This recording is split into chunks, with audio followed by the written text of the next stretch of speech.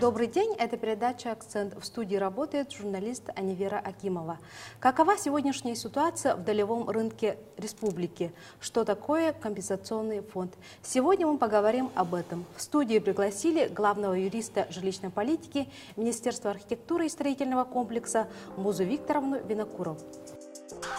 Винокурова Муза Викторовна, главный юрист отдела жилищной политики Министерства архитектуры и строительного комплекса Республики Саха-Якутия. Закончила Московский государственный университет по специальности юрист. Министерство архитектуры и строительного комплекса работает с 2008 года.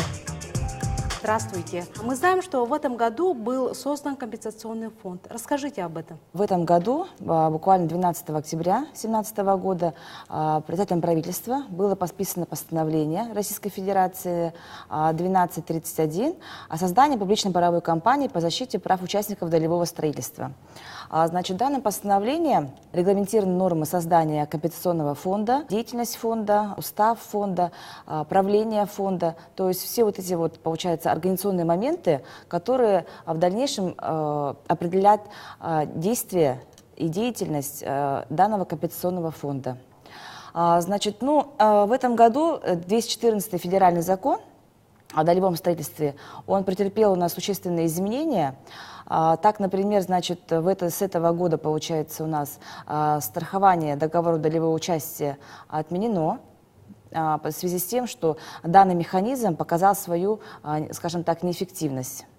Вот. И, значит, в целях защиты прав участников долевого строительства создается компенсационный фонд.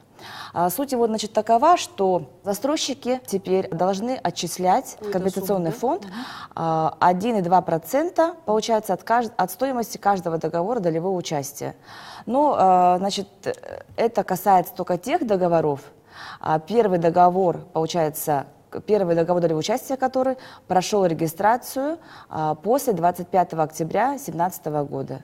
То есть до этого момента, получается только новые дома. Только новые дома, получается, да. Только на них распространяется действие данного постановления. А те дома, которые построены до этого времени? Получается, те договора, которые заключены до 25 октября 2017 года, они у нас, получается, будут действовать по тем правилам, которые существовали по 214 закону. То есть страхование в любом случае, они должны были быть застрахованы, участники долевого строительства должны иметь на руках полисы страхования. Значит, вот такое действие пока. Вот эти средства фонда должны будут направлены на завершение долгостроя. Есть два механизма, получается, куда направляются денежные средства. Значит, первое, это будут направляться социальные выплаты пострадавшим участникам строительства. И, значит, эти средства будут направлены на завершение строительства объекта новому застройщику.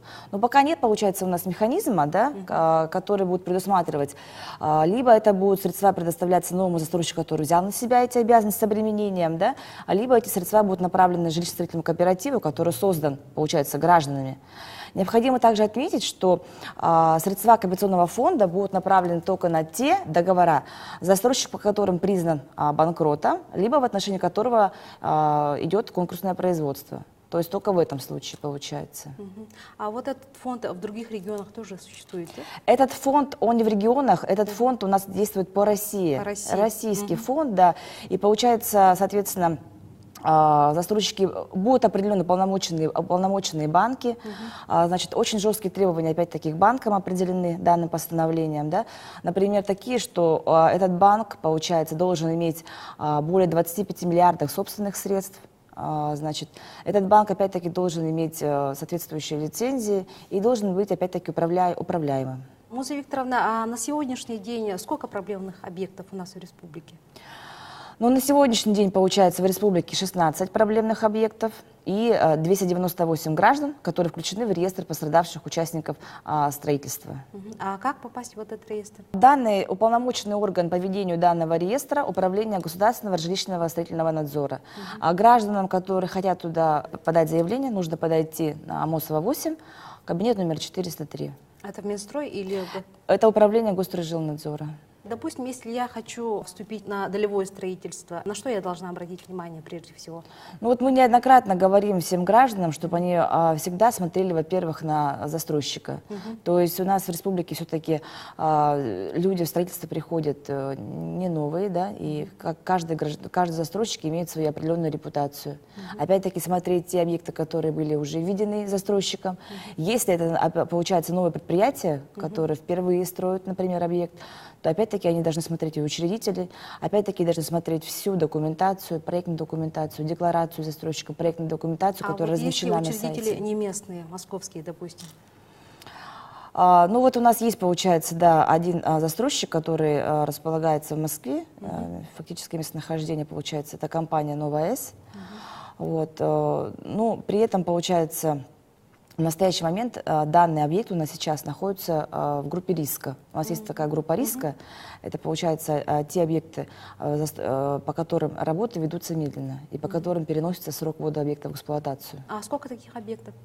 Получается, в настоящий момент в группе риска у нас 13 объектов. Ну, допустим, какие? Можете перечислить? Так, ну это, получается, объект ООО «Ормикс» у нас на Дзержинского, ООО «Семир» на Чайковского, опять-таки «Новая-С». Ну, вот, получается. Ну, есть определенные, есть, конечно, застройщики, но мы с ними отрабатываем, получается, с каждым застройщиком. У нас, получается, еженедельно проводится и совещание, мониторинг ведем, получается, по этим по объектам. Смотрим ту степень работы, которая осталась, помогаем с ресурсоснабжающими предприятиями. Ну, идет общее взаимодействие, получается, у нас с застройщиками. К застройщикам есть новые требования в этом году? Принятием 218-го федерального закона ужесточены, конечно, требования и к застройщикам. Там очень много, получается, изменений, получается, и мы сейчас, конечно же, ожидаем, что у нас список застройщиков, он у нас сократится. А почему? Ну, потому что, получается, не все застройщики, да, очень жесткие требования к застройщикам, не все застройщики подпадают под данные требования.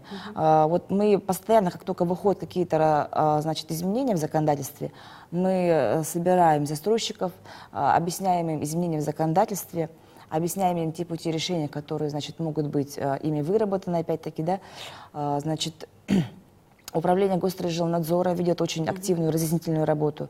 Ну, в общем, с застройщиками, получается, мы постоянно в контакте, работаем вплотную, да.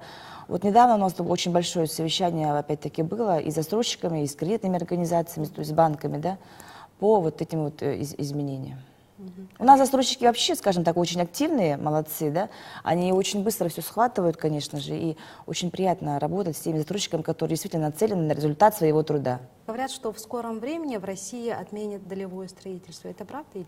Пришло поручение действительно о том, чтобы через 3-5 лет, получается, уйти от долевого строительства, и чтобы граждане уже, получается, покупали и приобретали жилое помещение уже в готовом построенном доме.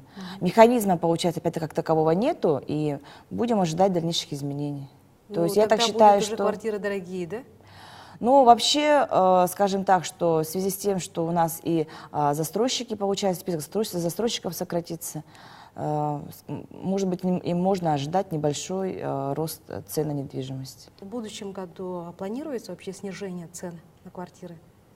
Ну, в данном случае есть такие прогнозы вообще? В данном случае это все зависит от застройщика, опять-таки, от тех убытков, которые понес, например, застройщик при, опять-таки, значит, оформлении земельного участка. Ну вот вы знаете же, да, что, например, земли, например, в городе у нас, опять-таки, мало, и поэтому застройщик, когда приходит на земельный участок, он берет на себя обременение, например, также расселение, ну, подготовка полностью земельного участка, расселение граждан, которые, например, проживают там в деревянном доме, да. Все вот эти вот расходы, они все входят, получается, в стоимость квадратного метра, да. Хорошо, спасибо большое. Надеюсь, что в скором будущем количество обманутых дольщиков сократится. Муза Викторовна, спасибо, что приняли участие в нашей передаче. Это была программа «Акцент». До новых встреч!